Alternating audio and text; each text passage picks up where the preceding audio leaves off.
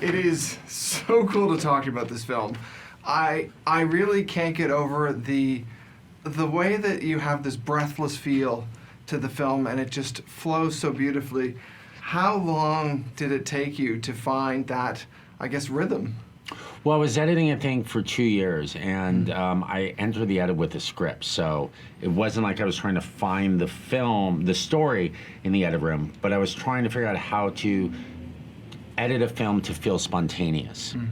And that proved to be pretty challenging. It was an absolute adventure. How did you decide upon the actual look of the film? Because there's so much of that space oddity and so many of those other visual styles that you brought to life in this.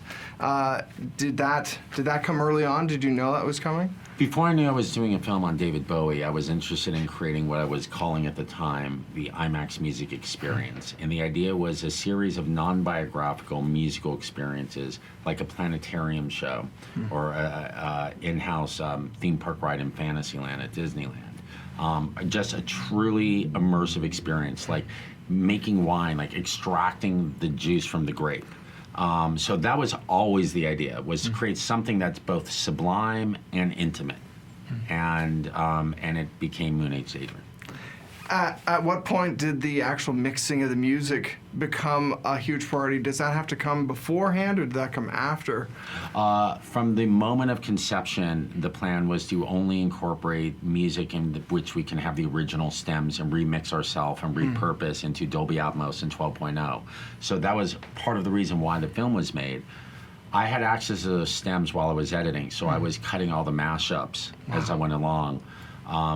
And then I hired Paul Massey, the Academy Award-winning mixer from Bohemian Rhapsody, to go on this ride with me. And what was really interesting about that is Paul's a legend, an 11-time Oscar nominee, Ford versus Ferrari, Indiana Jones. He's the last James Bond film. He's the guy. And in mixing for cinema, all orientation is at the front of the room where the screen is.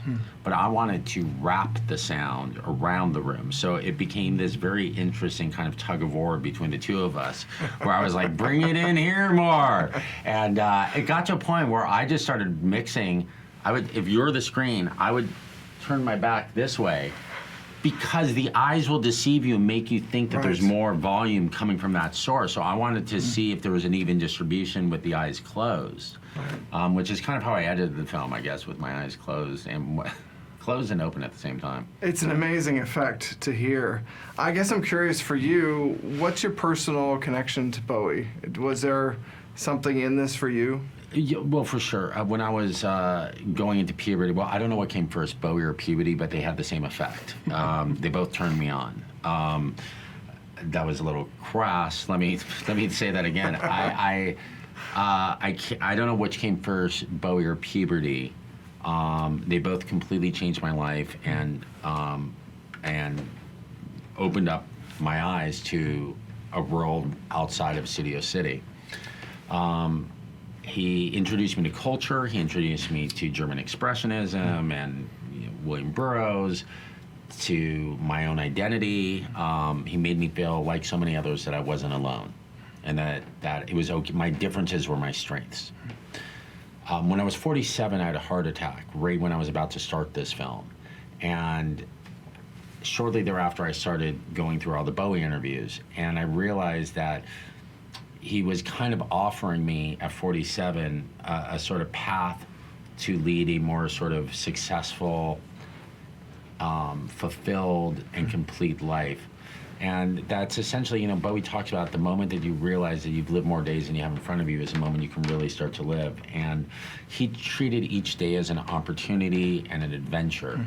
And I've studied some of the great minds of our time, Jane Goodall and Abby Hoffman and Bob Evans and Kurt Cobain, although Bob Evans being one of the great minds, maybe debatable, but all these fascinating figures, right? And Bowie is just on his own plane because everyone else sort of follows a singular path. Right.